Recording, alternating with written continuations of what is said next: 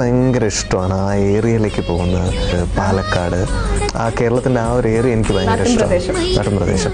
നമ്മൾ ശരിക്കും പാലക്കാട് പോയി കഴിഞ്ഞാലാണ് നമ്മൾ ഈ സങ്കല്പത്തിലുള്ള കേരളം കാണുന്നത് പാലക്കാട്ടാണ്.